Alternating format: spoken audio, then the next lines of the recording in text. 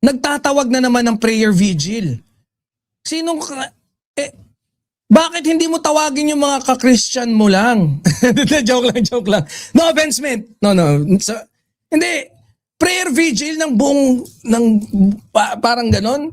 Mapa-Muslim, mapa-Kristiyanong, Katoliko, ganon. Mapa-Iglesia ni Cristo. Katawa eh. No? Sa totoo lang, yung mga ganyang panawagan ng prayer vigil, again, no offense, hindi nga tayo magkasundo-sundo sa mga natin, sa mga paniniwala pagdating sa relihiyon. Tas prayer vigil, patawa? Ayan nagtatawag daw. The last time na may nagtawag sa grupo mo ng prayer vigil, as far as we can remember, nagkaroon ng barilan dyan sa Senate nung nagtawag ng prayer vigil si Bato. Nakita nyo ba kung gaano kagulo? Nung isang araw din, nung may Blue Ribbon Committee, when was that? I think it was Monday. Kailan ba yung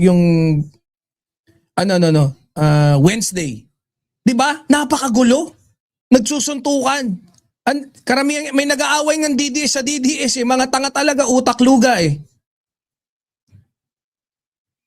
Banal na aso, santong bakla, sabi ni Okinayo.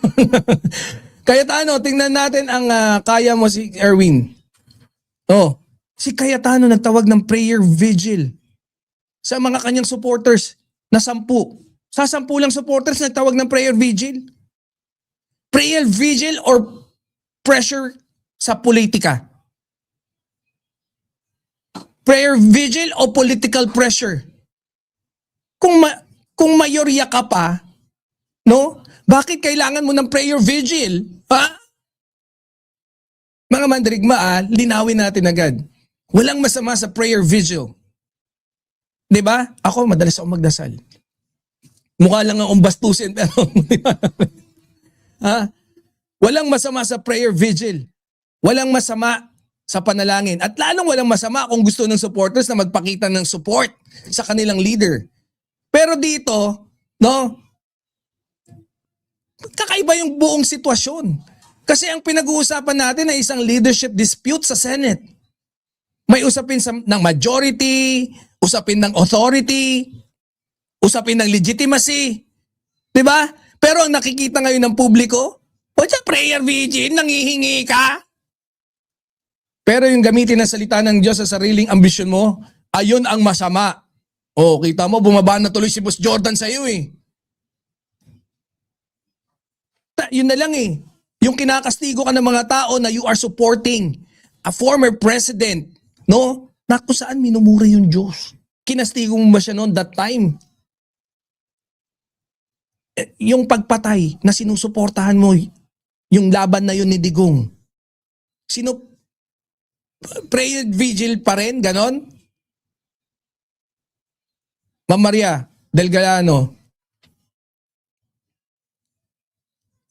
makikita mo prayer vigil Kaya natural lang eh, na marami magtanong. Kung ang laban ay tungkol sa numbers, why do you need crowds? Diba? Kung ang laban ay tungkol sa Senate leadership, bakit parang outside pressure yung direksyon? At ang tanong na umiikot-ikot ngayon, sa isip ng maraming Pilipino, bakit bakla ka? Ay, sorry. Bakit kapit tungo ka sa pwesto? Mga mandirigma, walang masama talaga sa prayer vigil. Uulitin ko. Walang masama sa panalangin. Pero kapag may ongoing leadership battle sa Senate, tapos all of a sudden, biglang may call for a prayer vigil, natural, no? Magkakaroon ng public questions.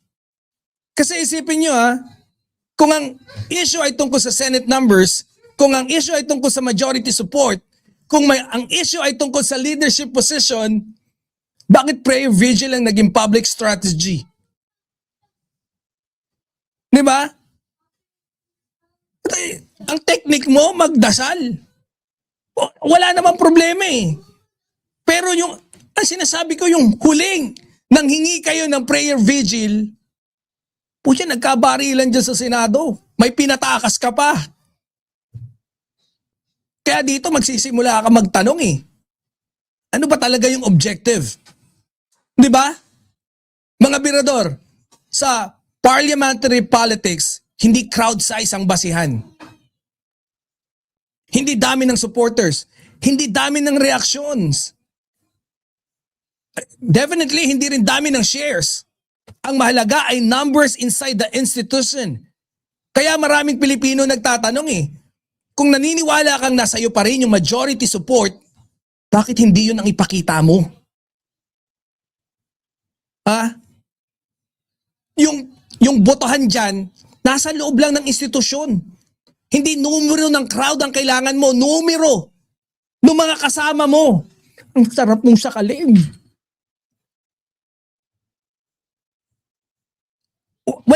Wala na ba talaga? Hindi mo kayang patunayan na majority kayo?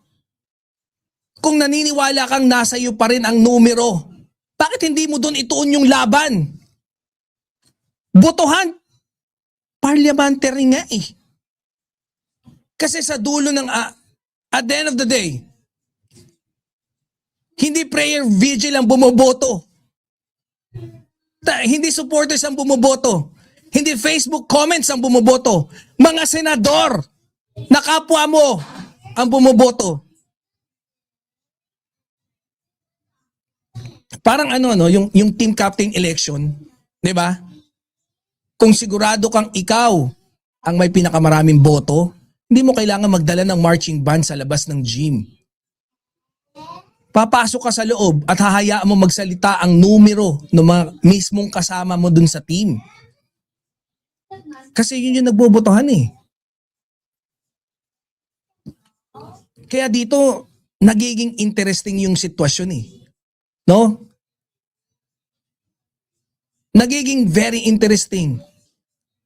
Mas interesting pa dun sa buhok na mag-amang Marcoleta. Bakit iisa lang yung gamit nila? Naghihiraman ba sila? Kasi habang tumatagal ang usapan, parang mas lumalayo yung tayo dun sa core issue eh. 'Di ba? The issue is leadership. The issue is majority support. The issue is Senate authority. Pero ang napag-uusapan ngayon, po prayer vigil. Laspag ang prayer vigil. Dito lang sa akin, ilang beses ko binanggit ang prayer vigil. Support mobilization, public optics, political messaging. Gusto nyo palabasin, magulo talaga yung Pilipinas? And because gusto kang patalsikin kunyari na Malacanang, ganon, marami kang supporters. Kaya dito nagtatanong yung mga ordinaryong Pilipino eh. Nakakatulong ba ito para ma-resolve ang problema? Nakakatulong ba ito para kumapit yung buhok ni Marcoleta dun sa bumbunan niyang kalbo? O nadadagdagan lang ang public drama sa issue? Eh dapat yan nasa loob ng Senado, dyan yan dapat maayos. Bakit gusto mong manawagan para dun sa labas mag-alsa? Bakit gusto mo dun mag-alsa? Eh kung ipasapak kita kay Senator Erwin para umalsa yung mukha mo.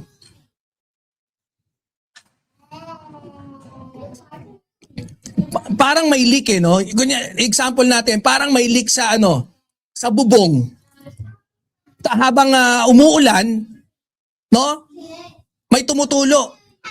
Pero imbis na ayusin ang bubong, ang pinagdedebatehan ng lahat, sino ang may pinakamagandang payong?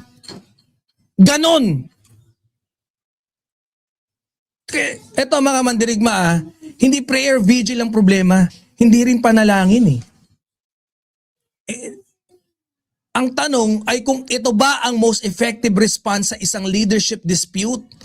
Kasi sa dulo ng lahat ng ito, hindi hashtag ang magdidesisyon. Hindi social media engagement, hindi public spectacle. Ang nagdidesisyon or ang magdidesisyon pa rin ay ang Senado.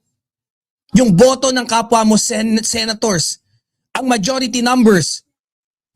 At kung talagang malinaw ang suporta nila sa'yo, wala kang pagdududa, hindi na kailangan hulaan pa yun ng publiko. Makikita yun mismo sa loob ng institusyon dahil sa politika, parang basketball, hindi cheers ng audience ang naglalagay ng puntos sa scoreboard. Numero. Numero pa rin ang binibilang, hindi yung sigaw ng cheerleaders. Gago, no? Kutsa, biruin mo, yung Pokemon card, oh, inipit sa Bible na gano'n.